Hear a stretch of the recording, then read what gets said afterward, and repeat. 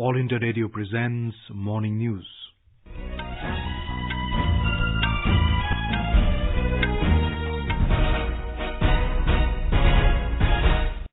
Good morning, I'm Abhishek Mukhopadhyay. The headlines. India opts out of RCEP agreement. Prime Minister Narendra Modi says it does not address New Delhi's outstanding issues and concerns. Leaders hail the move not to join RCEP. Supreme Court bans stubble burning in Delhi, Punjab, Haryana and Western Uttar Pradesh in view of severe air pollution. US formally notifies United Nations about its withdrawal from Paris Climate Accord. And in tennis, India-Pakistan Davis Cup tie been shifted to a neutral venue.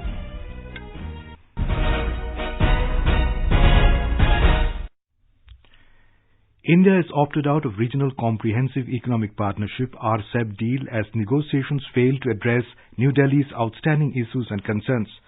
Prime Minister Narendra Modi made the announcement during his speech at the RCEP summit in Bangkok yesterday, which was attended by several world leaders.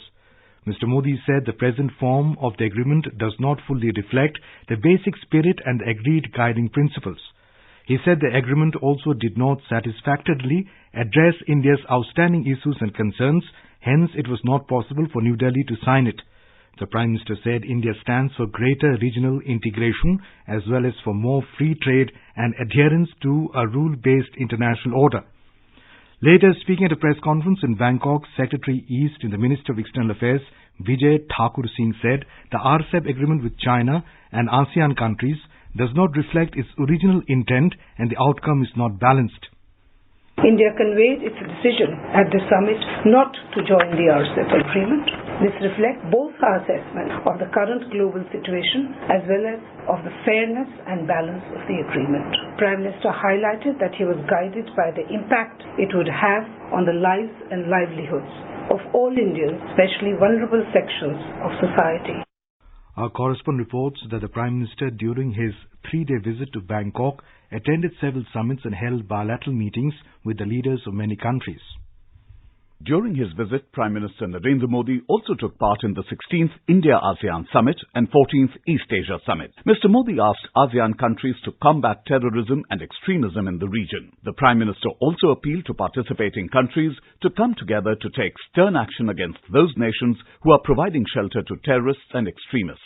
Mr. Modi reaffirmed India's commitment to strengthen strategic and economic cooperation. On the sidelines of the summits, Prime Minister Modi held bilateral meetings with his counterparts of Australia, Japan, Vietnam and Thailand. Besides, he also held discussions with the President of Indonesia, Joko Widodo, and Myanmar's State Councillor Aung San Suu Kyi. Leaders of these countries agreed to further strengthen bilateral cooperation for achieving the shared objective of peace, prosperity and progress of the Indo-Pacific region. Besides, the leaders also discussed the threat of extremism and terrorism and agreed to work closely to tackle the menace. In the Golden Jubilee celebrations of the Aditya Birla Group, Mr. Modi exhorted industrialists to invest in India. The Prime Minister also addressed the Indian diaspora in Bangkok for the first time. With Manas Pratim Sarma's report from Delhi, Sanjay Mattu, AIR News. The Prime Minister reached home last night after concluding his Thailand visit. Leaders have hailed the central government's decision of not joining the RCEP. In a tweet, Home Minister Amit Shah said, India's decision reflects Prime Minister Narendra Modi's strong leadership and unflinching resolve to protect the national interest in all circumstances. Mr. Shah said the decision will ensure support to India's farmers, MSME sector, dairy and manufacturing sectors, pharmaceuticals, steel and chemical industries. Commerce and Industry Minister Piyush Goyal also congratulated the Prime Minister for his bold and courageous decision, saying it was against the economic interest and national priorities of the country. In a tweet, the Commerce Minister said it will boost Make in India. Congress spokesperson Randeep Surjewala said it is a win for all those protecting national interest. Swadeshi Jagran Manch said staying away from RCEP is in favor of small businesses, farmers, dairy, data security and the manufacturing sector. In a statement, Swadeshi Jagran Manch National Co-Convener Dr. Ashwini Mahajan said the government should review the faulty free trade agreements and comprehensive economic partnership agreements done with Japan, South Korea and other countries. In a tweet, AMUL said on behalf of 36 lakh cooperative milk producers of Gujarat, they thank Prime Minister Narendra Modi for his exemplary leadership and support to 10 crore milk producer families of India. The Supreme Court has banned stubble burning in Delhi, Punjab, Haryana and western Uttar Pradesh in view of severe air pollution. It also banned all construction and demolition activities along with burning of garbage and waste in Delhi NCR in the region. The apex court took to task state governments on toxic air pollution. It directed the centre states concerned to prepare a roadmap in 3 weeks to prevent the prevailing situation in future. The apex court observed that people could not be left to die due to toxic air pollution and said those carrying out construction and demolition activities would be fined 1 lakh rupees. It added that a penalty of 5,000 rupees would be imposed if anyone was found burning garbage and waste in the region. We have a report. A bench comprising Justices Arun Mishra and Deepak Gupta said in case of any violation, the local administration and zonal officers would be held responsible. The bench said the prevailing situation in the area was a blatant and grave violation of the right to life of an individual. The top court said the authorities could not indulge in passing the buck and should collectively try to tackle the situation. It asked the Delhi government and civic bodies to chalk out a plan to ensure removal of the waste dumped at open spaces and come up with a scheme to deal with the issue. Regarding pollution due to dust accumulated on the roads, the bench said water be sprinkled on the stretches which were prone to dust. Tanvi Khurana, News Desk. The air quality in Delhi NCR region is slightly improved and it is now in very poor category. Yesterday it was in severe category. A layer of toxic haze still hung over the national capital and the overall air quality index stood at 371 this morning. Uttar Pradesh too is in the grip of air pollution. Lucknow is also enveloped by smog which remains dangerous. State Pollution Control Board has issued strict directions for the next fortnight to curb air pollution. As per weather experts, the situation will continue to remain unchanged for the next 4 days. A Lucknow correspondent has the details. The state government has already stopped construction work. The government has ordered to take stock of the pollution level and burning of garbage daily. Farmers have been appealed not to burn remains of crops in their fields. Uttar Pradesh Pollution Control Board Chairman JPS Rathore has said that instructions have been issued on complete ban on the use of generators in factories in NCR. Transport and police departments have been entrusted to strictly compliance of laws stopping pollution. MS Yadav, AIR News, Lucknow.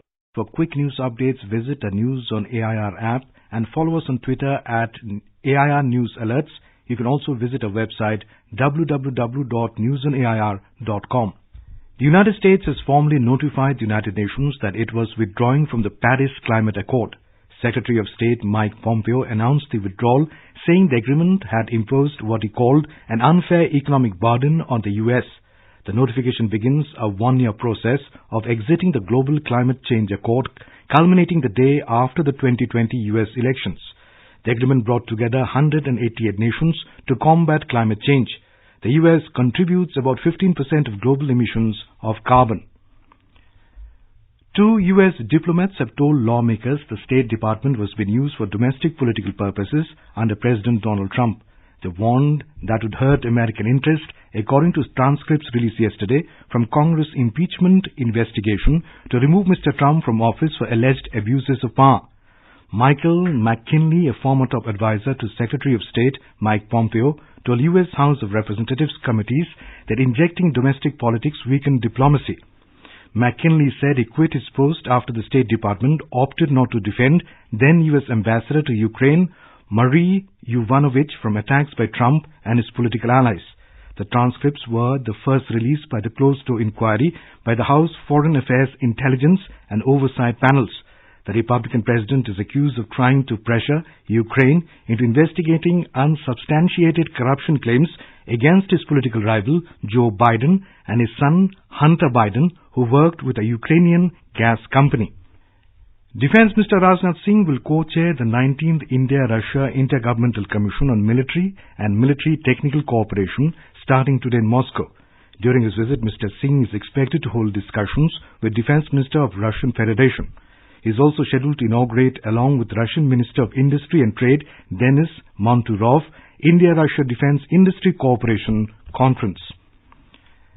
Back home, Jammu and Kashmir Lieutenant Governor G.C. Murmu has called upon police officers to stay alert and deal firmly with elements inimical to the safety and security of the state. Mr. Murmu said this during his interaction with DGP Dilbag Singh and senior police officers at police headquarters in Jammu yesterday. The Lieutenant Governor stressed that stern action should be taken against people involved in economic offences. He appreciated the synergy existing between the police, army, central armed police forces and civil administration and urged them to work with the same zeal for maintenance of peace and security in Jammu and Kashmir. Meanwhile, security forces have busted a terrorist hideout in Kishtwar district in Jammu division. A defence spokesperson told a Jammu correspondent that acting on a specific information, security forces launched search operations in the district yesterday and came across a terrorist hideout in the house of one Asif Mustafa. Some arms and ammunition were also recovered from the house. The extremely severe cyclonic storm Maha over west central and adjoining east central Arabian Sea moved northwestwards and is likely to cross Gujarat coast between Diu and Porbandar as a cyclonic storm by the early hours of Thursday. Ahmedabad correspondent reports that Gujarat government has made elaborate arrangements to minimize the impact of the storm. Chief Minister Vijay Rupani has reviewed the state preparedness in a high-level meeting in Gandhinagar. Additional Chief Secretary of Revenue Department Pankaj Kumar said that most of the fishing boats ventured into the sea have been returned safely. Coast Guard and 15 teams of NDRF have been kept on alert, while 4 ships of Western Naval Command also kept ready to render assistance. Yogesh Pandya, Air News, Ahmedabad. In a big relief for India's National Tennis Federation, the world governing body ITF decided to shift Davis Cup tie against Pakistan from Islamabad to a neutral venue. The tie was scheduled to be held in September but was delayed when India expressed concerns about the safety of the players due to the prevailing diplomatic tensions between the two nations after the revocation of Article 370. The ITF in a statement said that following a review of the latest advice given by the ITF's independent security advisors, the Davis Cup committee has taken the decision that the Group 1 tie between Pakistan and India on 29 to 30th November must be played at a neutral venue. According to Davis Cup regulations, the Pakistan Tennis Federation PTF now has the choice to nominate a neutral venue. It has 5 working days to confirm its proposed venue. In badminton, Indian shuttlers PV Sindhu and Saina Nehwal will begin the campaign at China Open commencing in Fuzhou today. 6th-seed Sindhu, who claimed the World Championship title in August this year, will begin a campaign against Germany's Yvonne Li. 8th-seed Saina will be up against China's Taschai Yanyan. Former world number 1 K. Srikanth has pulled out of the tournament. And now for an overview of today's newspapers, it's over to Subhadra Ramachandran. Thank you, Abhishek. India deciding not to join the Regional Comprehensive Economic Partnership RCEP Pact is the story that dominates headlines this morning. India refuses to sign up for RCEP, says its core concerns remain unresolved, leads the business line. PM took the final call. India to now explore FTA talks with US, UK and EU, says the Financial Express. On the thick smog in Delhi, Hindustan Times writes, strong breeze, sunshine after 6 days come to Delhi's rescue. The statesman quoting the Supreme Court on Delhi NCR pollution says, people can't be left to die, while the pioneer quoting the Supreme Court to Chief Secretary says, face action if any stubble burns. Maharashtra power tussle now in Delhi Darbar, says Mail today. And finally, Army Code of Conduct for veterans too. Well, the pioneer writes that serving officers may have to give undertaking for their behavior post-retirement. With that, it's back to you, Abhishek. Thank you, Subhadra. And now, before we end the bulletin, the headlines once again. India opts out of RCEP agreement. Prime Minister Narendra Modi says it does not address New Delhi's outstanding issues and concerns. Leaders hail the move not to join RCEP. Supreme Court bans stubble burning in Delhi, Punjab, Haryana and Western Uttar Pradesh in view of severe air pollution.